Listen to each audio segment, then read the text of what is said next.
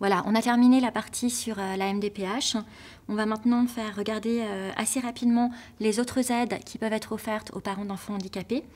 Et on va regarder très vite les mesures de protection, autres que la tutelle et la curatelle qu'on a vues tout à l'heure. Donc, une chose importante, c'est l'ALD, affection de longue durée. Donc, en ALD, on trouve différentes pathologies, dont les TED, troubles envahissants du développement, qui ouvrent droit à une exonération du ticket modérateur de la sécurité sociale. Ça correspond donc à un 100% sécurité sociale. La procédure, c'est que le médecin traitant, que ce soit votre généraliste, votre pédiatre, va devoir remplir un formulaire qu'on appelle le protocole de soins, qui va ensuite envoyer à la sécurité sociale. Le médecin conseil de la sécurité sociale va ensuite donner un avis favorable ou défavorable pour l'ALD. Ça permet donc d'avoir des soins et des traitements pris en charge à 100%, mais uniquement les soins et les traitements qui sont liés à l'ALD. Par exemple, si votre enfant autiste est malade à un moment et a besoin d'antibiotiques, les antibiotiques ne seront pas pris en charge à 100%. Et ça ne va pas prendre en charge les dépassements d'honoraires. On a souvent des spécialistes qui, au lieu de faire une consultation à 40 €, vont la faire à 80 €. Et ben là, ce ne sera pas pris en charge pour... le dépassement ne sera pas pris en charge par l'ALD. Donc dans ce cas, si vous avez une mutuelle, la mutuelle pourra probablement le prendre en charge. Sinon, ce sera à votre charge. Alors, il y a une chose à laquelle il faut prêter attention dans l'ALD, c'est qu'on va voir que bien souvent, le médecin il va lister l'ensemble des prises en charge nécessaires à la personne. Il va mettre par exemple orthophonie, psychomotricité, ergothérapie, psychologue spécialisé, etc. dans le protocole. Mais ça ne veut pas dire que toutes ces prises en charge vont être financées par l'ALD. En fait, il n'y a que celles qui correspondent à des professions conventionnées avec la sécurité sociale qui vont être prises en charge dans le cadre de l'ALD. Donc c'est le cas pour les médecins, pour les orthophonistes, pour les kinés, pour les orthoptistes. Ça, c'est des professions conventionnées, donc ce sera pris en charge.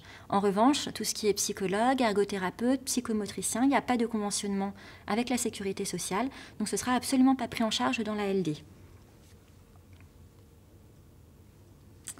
Une autre aide que peuvent percevoir les parents d'enfants handicapés, c'est l'AJPP. AJPP, ça signifie allocation journalière de présence parentale. Donc l'AJPP ne se demande pas à la MDPH, mais à la CAF.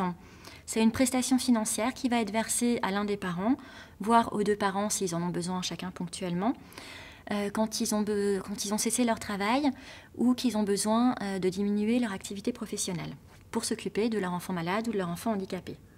Donc il y a quelques conditions. Il faut que l'enfant ait moins de 20 ans, qu'il soit atteint d'un handicap grave ou d'une maladie. Il faut que le parent soit salarié ou au chômage indemnisé. Si on est au chômage non indemnisé, ça ne marchera pas. Donc si le parent est salarié, il a une autre démarche à faire, c'est de faire une demande de congé de présence parentale à son employeur. Si le parent est au chômage indemnisé, les allocations chômage vont être suspendues tant que le parent percevra l'AJPP. Et s'il restait par exemple 6 mois de droit au chômage aux parents, qu'il a pris l'AJPP pendant 1 an, il retrouvera ces 6 mois de droit au chômage à la suite de son AJPP. Donc la procédure pour obtenir l'AJPP, c'est déjà de déposer à la CAF une demande d'AJPP avec un certificat médical détaillé. Il faut anticiper le dépôt du dossier, alors ça va plus vite qu'à la MDPH. Ça ne prend pas 6 mois à traiter comme à la MDPH, mais ça peut prendre plusieurs semaines, donc il faut quand même bien anticiper le dépôt du dossier pour être sûr d'avoir la JPP à temps. L'attribution de la JPP se fait sur avis du médecin de l'assurance maladie. En général, c'est accepté, mais pas dans tous les cas. Bon, si ce n'est pas accepté, vous pouvez contester. La JPP peut être prise de 2 manières différentes, soit à temps plein, ça amène à 22 jours par mois, soit à temps partiel. Dans ce cas-là, c'est quand le parent a besoin de prendre une journée ou plus d'AJPP, auquel cas il faut avertir son employeur au moins 15 jours avant le congé prévu. Donc en ce qui concerne la durée, c'est un droit qui est ouvert pour 6 mois et qui est renouvelable dans la limite de 3 ans. Il y a une possibilité de nouveau renouvellement si l'enfant est sujet à une rechute ou à une nouvelle pathologie. La durée maximale sur cette période de 3 ans est de 310 allocations journalières. Si on prend la JPP à temps plein, ça amène à 14 mois. Le montant par jour, Il va dépendre si la personne est en couple ou si la personne est seule avec les enfants. Ça va être pour un couple de 43 € par jour et pour une personne seule de 51 € par jour. Il n'y a pas de condition de ressources. On peut, en plus de la JPP de base, recevoir un complément mensuel de 110 € pour faire face à des dépenses de prise en charge ou liées au handicap de l'enfant d'une manière générale. Et là, ça va être sur condition de ressources en revanche. Alors, il faut faire attention, la JPP est cumulable avec l'AEH de base, les 130 € de l'AEH de base, mais pas avec le complément. Donc, si vous avez un complément 5 et que vous prenez la JPP, vous allez perdre le complément. Après, si vous touchez un complément AEH et que vous faites une demande d'AJPP, en fait, chaque mois, la CAF, elle va regarder quelle est l'allocation la plus avantageuse pour vous entre le complément AEH et la JPP, et elle vous versera le meilleur des deux. Alors si vous prenez une AJPP à temps partiel, ça pourrait être le complément AEH certains mois. Si vous prenez une AJPP à temps plein, ce sera toujours la JPP. Les parents qui ont un enfant handicapé peuvent également bénéficier de certaines aides fiscales, notamment sous la forme d'un crédit ou d'une réduction d'impôt, qui vont s'appliquer pour l'emploi d'un salarié à domicile. Donc le crédit ou la réduction d'impôt va s'effectuer sur le salaire et les charges sociales de la personne salariée à domicile, et ça va pouvoir concerner le montant de la moitié des salaires et charges sociales payées durant l'année. Donc, on va avoir droit soit à un crédit, soit à une réduction d'impôt selon la situation familiale. Déjà, la différence entre les deux. Le crédit d'impôt, ça signifie que la somme que les impôts vont nous rembourser peut être supérieure à ce qu'on a payé aux impôts. Réduction d'impôt, ça signifie que la somme que les impôts vont nous rembourser ne peut pas être supérieure à ce qu'on a payé.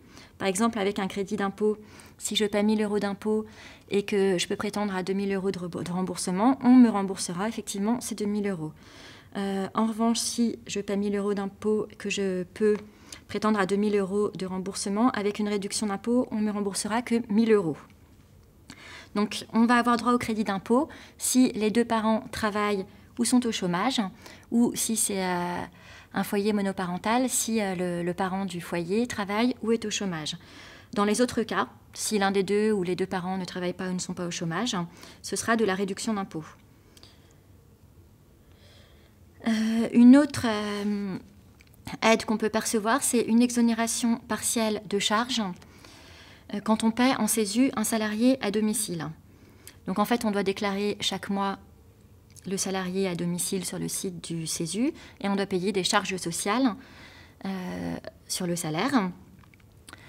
Si on a un enfant handicapé, dans certaines conditions, on peut demander une exonération partielle de ses charges. Il faut que l'enfant bénéficie soit de l'AEH plus complément, soit de la PCH. Donc si l'enfant touche l'AEH de base seul, la famille n'aura pas droit à cette exonération partielle des charges. Donc ça exonère à peu près de la moitié des charges sociales. Par exemple, pour un salaire mensuel de 1 000 €, on peut imaginer 50 heures mensuelles à 20 € l'heure.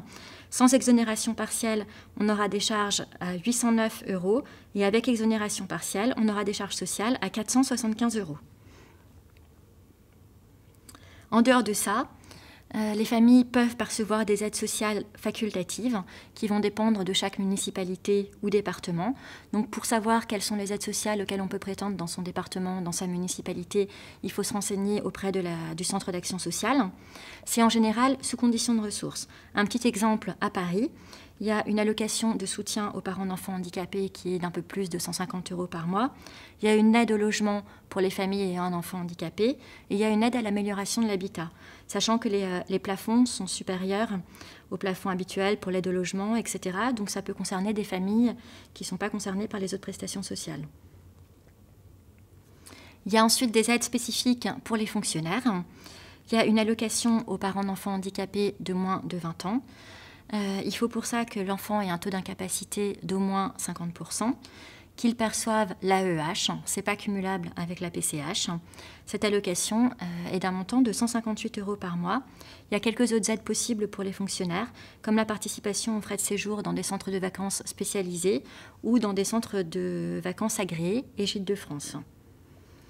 Les fonctionnaires peuvent aussi demander à recevoir des CESU.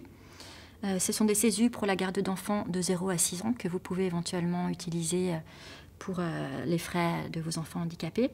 Le montant, il va dépendre de la composition du foyer et des revenus globaux du foyer. Ça pourrait être entre 200 et 840 € selon les cas. Il faut regarder aussi du côté des mutuelles. Certaines mutuelles vont proposer des aides aux familles. Par exemple, la MGEN, la Mutuelle de l'Éducation nationale, va proposer une allocation annuelle aux parents d'enfants handicapés. Ça pourrait être de 200 € à 500 € selon les revenus de la famille et selon le taux d'incapacité de l'enfant.